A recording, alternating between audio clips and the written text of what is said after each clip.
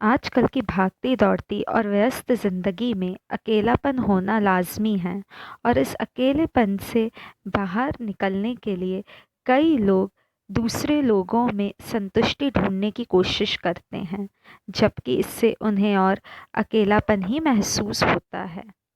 मुझे समझ नहीं आता कि लोग इस अकेलेपन से इतना डरते क्यों हैं? क्यों इससे बचने के उपाय ढूँढते रहते हैं? जबकि यह तो सबसे सुखदाई समय है जो आप अपने साथ बिता सकते हैं। देखिए, अकेलापन होना कोई समस्या की बात नहीं है, लेकिन जब आप ज़्यादा समय तक इससे दूर भागने की कोशिश करते हैं, तो यह आपके लिए मुश्किल हो सकता है। आप जितना इस अकेलेपन से दूर भागेंगे, यह आपको उतना ही परेशान करेगा। आपने देखा होगा कि जब आप किसी इंसान को भी नज़रअंदाज करते हैं, तो वह आपके पीछे और आता है और आपसे इसका कारण पूछता है, और जब उसे जवाब नहीं मिलता, तो वह आपके लिए नकारात्मक भावनाएं पैदा करना शुरू कर देता है। बिल्कुल उसी तरह अगर आप अपने इस अकेलेपन के समय को ज़्यादा समय तक टालने की कोशिश करते हैं, तो वह आपके लिए भयावह और नकारात्मक परिस्थिति पैदा कर सकता है।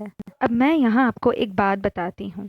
देखिए, अक्सर माना जाता है कि अकेलेपन से अवसाद और चिंताएं हो सकती हैं। तो मैं आपको यहाँ बता दूँ कि यह सिर्फ एक मिथ्या है। यह सिर्फ आपके नज़रिए और सोच की बात है।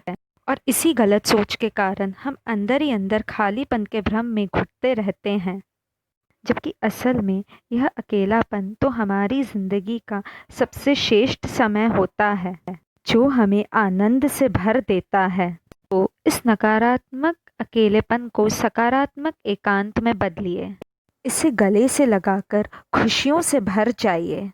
यह निर्जनता हमारी दुश्मन नहीं, बल्कि हमारी सबसे सच्ची साथी है, जो कभी हमारा साथ नहीं छोड़ेगा और ना ही हमारी कभी आलोचना करेगा। और याद रखिए, जब हम किसी के साथ नहीं होते, तब हम काफ़ी नकारात्मक शक्तियों से बच सकते हैं।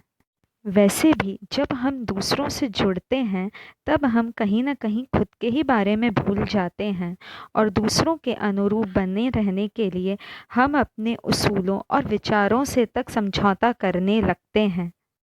पर क्या आपने कभी सोचा है, इन व्यर्थ कार्यों के कारण हम खुद को ही नहीं स्वीकार कर पाते और असुरक्षित महसूस करने लगते हैं। इसीलिए इस एकांकी ज़िंदगी में आपका स्वागत है, जहां आप खुद को आनंदित और परिपूर्ण महसूस करेंगे।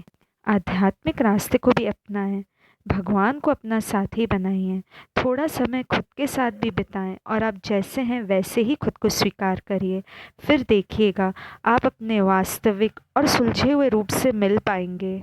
प्रकृति के साथ भी थोड़ा समय बिताएं और अपने अंदर शांति महसूस करें। ये जान लीजिए कि जो एकांत की ज़िंदगी है, यह दिव्य ज़िंदगी है, जो हमें प्रबोधन और स्पष्टीकरण की ओर ले जाती है। इसीलिए इसके लिए हमेशा आभार व्यक्त कीजिए। अब आप खुद से एक वादा कीजिए कि आप खुद को कभी तन्हा महसूस नहीं करेंगे, क्योंकि असल में आप अब पूर्ण हो चुके हैं। बल्कि आप खुद को और मुकम्मल महसूस करेंगे जब भी तन्हाई का कोई भी पहलू आपका दरवाज़ा खटखटाएगा। और सबसे ज़्यादा समय आपको खुद के ही साथ बिताना होता है, तो खुद को जितना हो सके दिलचस्प बनाइए। याद रखिए, सबसे बुरा ये अटैचमेंट है। दुख होता है जब हम इसे खो देते हैं, जबकि सबसे अच्छा तो यह अकेलापन है, जो हमें बहुत कुछ सिखा देता है, और जब हम इसे खो देते हैं तो हम सब कुछ पा लेते हैं। सबसे ज़रूरी बात, वैसे भी हम इस दुनिया में अकेले ही आए थे और इस दुनिया से अकेले ही जाएंगे।